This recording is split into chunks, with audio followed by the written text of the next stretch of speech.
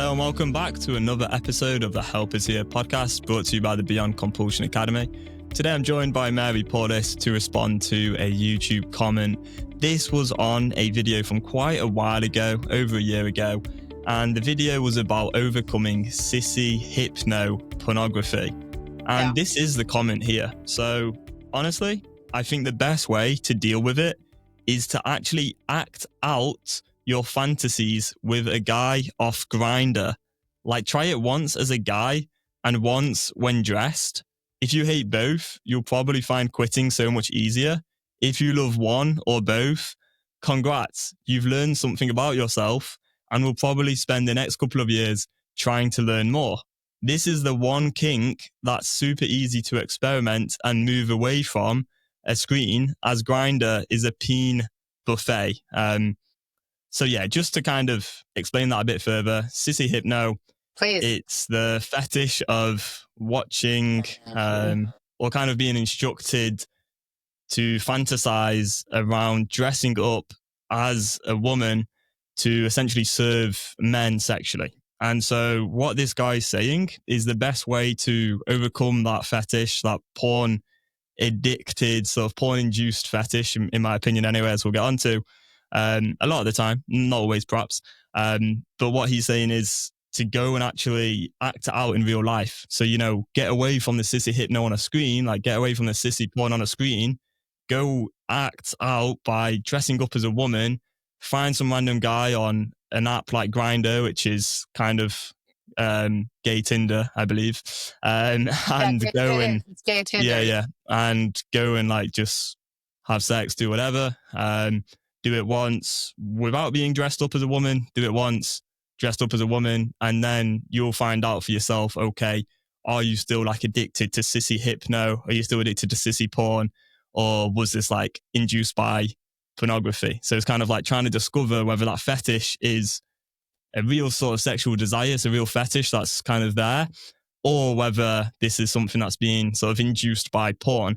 My response was pretty blunt. I just replied, I think this is some of the worst advice I've ever read from the internet. Haha, we can agree to disagree on this. And I'd love to get into it more and kind of, analyze this perspective further. So Mary, what's your like first take just hearing that for the first time there?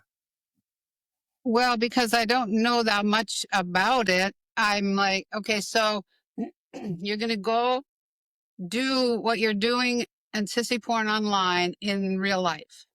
Pretty much, yeah. So dress as a woman. Well, isn't that just being transgender?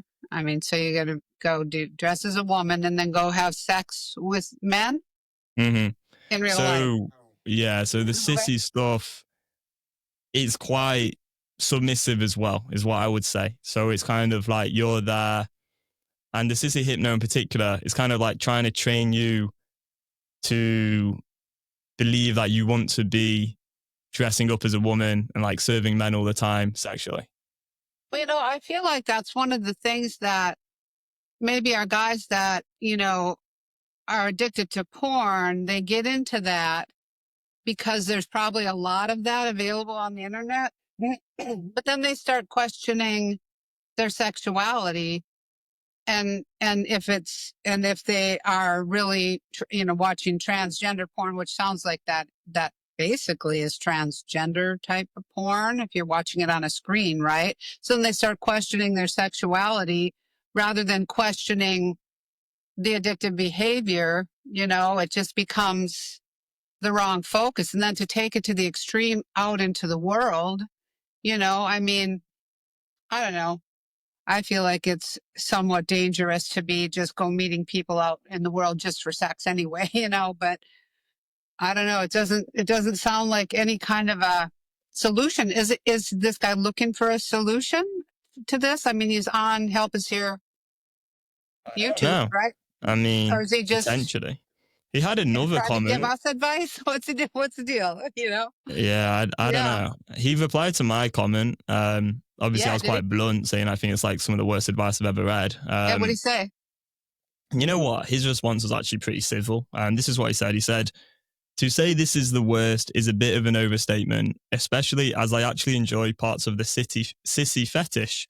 But there are a lot of worse advice from my community, from genital mutilation and involving others without consent. These extremes really ruin the community and probably make a lot of innocent exploration a super dark secret because of the stigmas and generalization. While I agree you shouldn't be compulsed to choke your chicken 5 times a day, I don't think we should view kinks, fetishes, sexuality as an issue. Like, I'm not even advocating to watch the Sissy Hypno, brackets, mainly because it reinforces shame, thus promoting suppression of oneself, but to actually experiment with people, because that kind of connection / sharing with others is so damn useful when learning yourself. I know you didn't want people who enjoy it to comment, but I'm afraid this is one kink that has a huge shame problem, and some people need to know that shame might not be an addiction issue, brackets, although it definitely can be. Well, this is just back to the other thing we were, the guy who was commenting about the femdom, we're shaming people or whatever, which is so not the case. But there's something you said right at the beginning of that comment. Can you read that first line again of his comment, or the second Yeah, line, maybe? sure. Please. Well, I said to say this is the worst is a bit of an overstatement, especially as I actually enjoy parts of the Sissy fetish. Yeah. And then he went on. Yeah. Yeah. So now we're getting into this comparison, like what's worse, genital mutilation or sissy porn, and we're going to enjoy that. And now that becomes the comparison rather than the comparison being, or not even comparing at all. It's an individual thing. If you are having, serious negative consequences from engaging in sissy porn or, whatever else, genital mutilation, whatever the hell else, then we could help you stop, if it's a thing that controls your life and you want to stop doing it. We're just getting into just more internet fucking bullshit, in my estimation, honestly, to be going back and forth about what's worse and is this an okay thing to do and all that. It's like, that's not why we're here. We're here to help people that have gotten involved, the young boys getting hooked on pornography, and then, that insatiable desire ends up in what, whatever the hell it is, sissy porn, femdom, genital mutilation, whatever else, we're here to help them stop that behavior because we got the documentation how it's destroying their lives. I mean, we've got this publication at our website documenting, 30 guys sharing their remember letters of what it's really like to be stuck in a porn addiction. And that's why we're here. We're here to help people that want to stop, not people that want to figure out, like how bad the addiction is, or if it's even an addiction, or if it's if I'm transgender, if I'm gay, if I'm, to go out, and go on Grindr to overcome, or even if he wants to overcome, the sissy porn addiction, go on Grindr to figure that out. It's just like, what the hell, it just isn't, it makes no sense to me, it's, go, so now you drink a 12-pack of beer every day. Now let's just start drinking a fifth of vodka to see if you're really an alcoholic. It just doesn't make sense to me. It's like, what if that's really what you want for yourself, then just don't be hanging out at Help Is Here, because that's not what we're doing here, I don't know. Maybe that's not a very good response, but it's confusing to me that, what does he want from us? Do you have an idea of what he wants from us?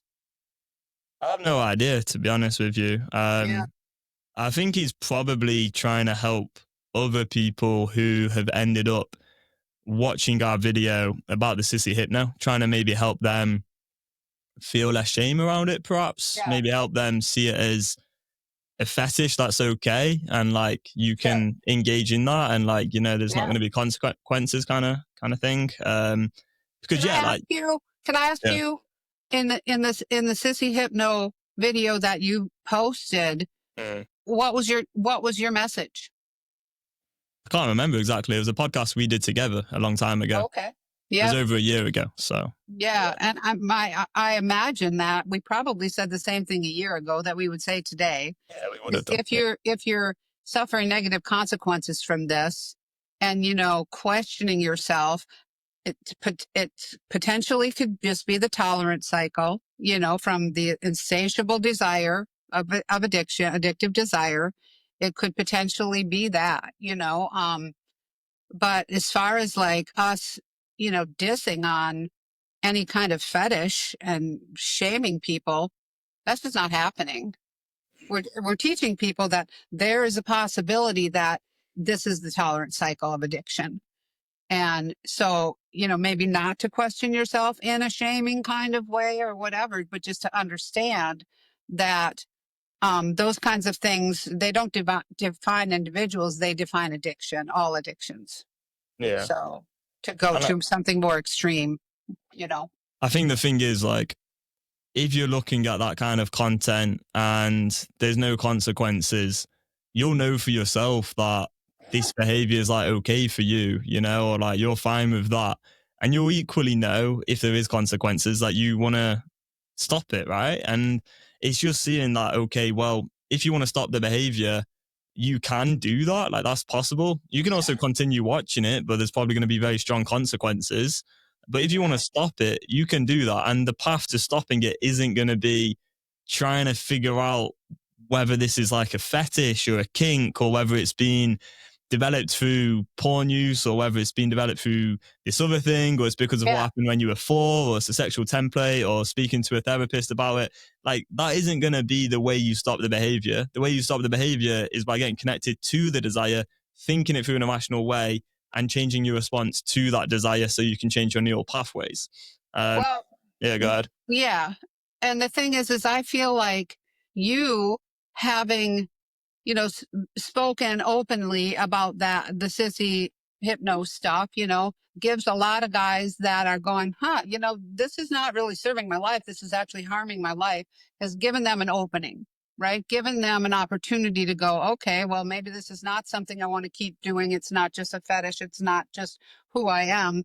And now that you have overcome porn addiction in general, you have, you know, successfully changed that addictive neural pathway.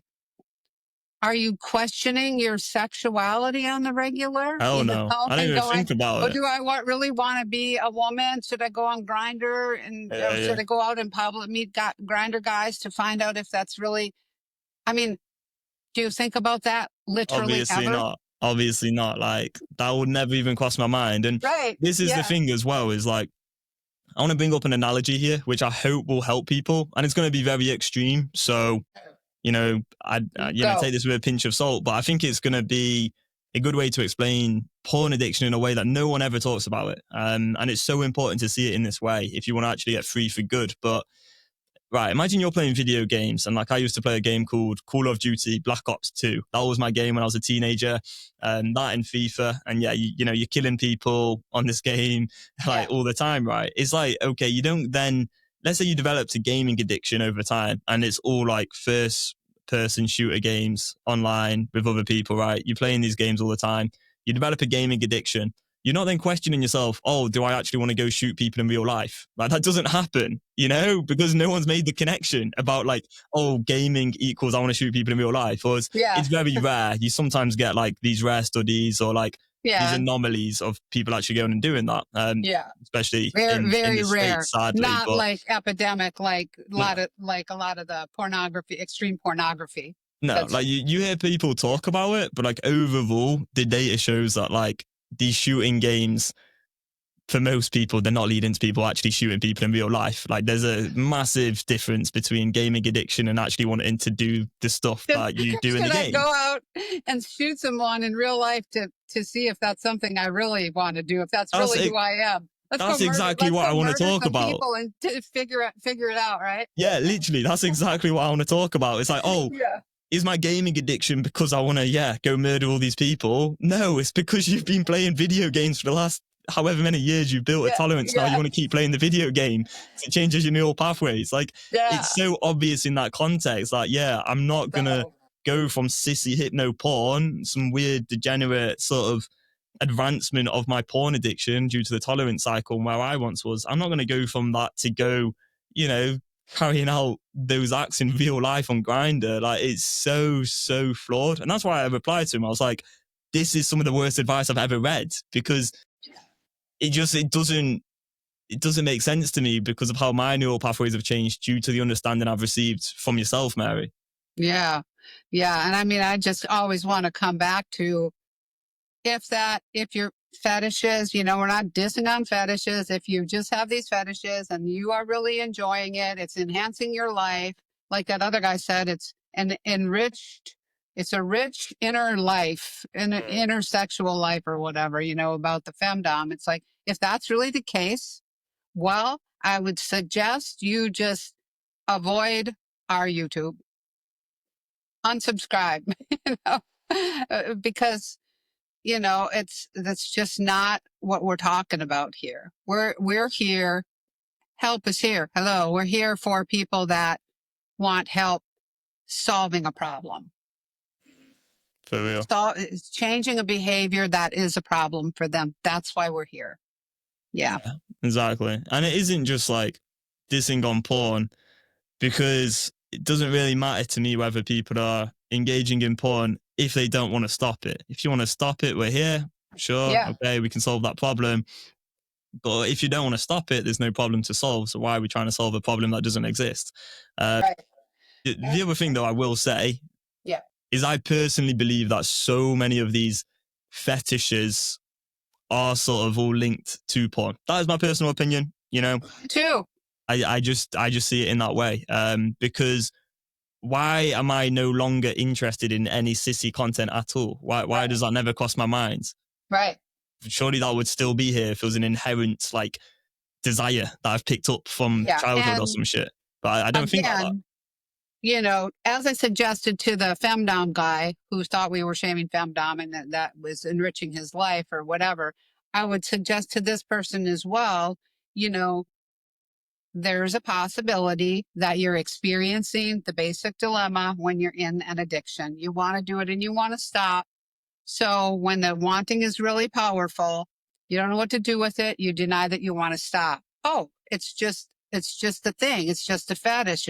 People have fetishes. It's just what I like to do. All of that. Right. But then maybe he gets into actually, I really do want to stop this. Then he shows up on Help Is Here, so there's a possibility, and of course it's also very normal to be, when you're in that dilemma, to just feel totally stuck, especially if maybe he's tried to stop in the past, maybe, and then he feels like he can't. So I'm going to justify that I don't really want to stop because he doesn't know how. Yeah. So, no, and if that's not the case, crack on, Definitely. Like I spoke to a guy today who had been trying to stop porn for about 8 years or something, and then he relapsed again, and he was feeling really down. And then he said to me he just got to a position where he was like, you know what? He was kind of giving up on himself, sort of thing. And he's like, I may as well just do this thing. And I kind of get that. It's like, well, yeah, if you keep failing at something over and over because your method isn't working, you can just get to that position where it's just like, oh well, what the hell? I may as well just do the thing and stop even trying. That kind of defeatist mentality, which there's I get. There's a time limit on that. Yeah. And it's just known as well, the reason anyone has been failing up until now is just because they haven't been taught how to deal with that desire without feeling shame. And that's the thing as well, is to get to where I'm at now with this problem, it's not like I've never had desires for porn. It's I've had the desires for porn and even maybe some of the sissy stuff at some point, but then I've thought through the desire and thought through the consequences, and I've literally changed my brain to the position where those desires don't come up, which is pretty cool. And it's anyone can do that. You just got to get really clear on X equals Y. It's well, if you're going to go watch that content, you're going to have shame, lack of integrity, and I don't know, lack of confidence. You're going to be, have self-doubt. You're going to feel misaligned sexually. You're going to feel confused. All the symptoms really of just being in an addiction. It's just part of it. Yeah. And I think that, saying it's the worst advice ever, going on Grindr to try to figure out anything is probably not a great idea. Sorry, Grinder. I just remember I had this friend of mine who was gay, and for some reason his iPhone, I don't know why, it was silent, because he was always on his phone and he was always texting and he was always doing all this shit, but for some reason when he was on Grinder, it clicked. So we always knew when he was on Grinder, and it was just like click, click, click, click, click, click, click. Yeah. So, and he'd tell me some Grinder stories, and I mean, people are going to do what they want to do, no judgment. Just, again, it's like, if you want help, if you're suffering negative consequences from a behavior and you want help, that's what we're here for. And I think I beat that to death now. Yeah, for sure. All right, let's wrap up here. Thank you for listening. If you are struggling with sissy porn on any level, just know you can solve this problem. You just haven't been taught how yet. If you'd like to learn more about the Beyond Compulsion Academy, check the links below, as we do have training to help you rewire your neural pathways. Thank you for listening, and we'll see you in the next one. Goodbye.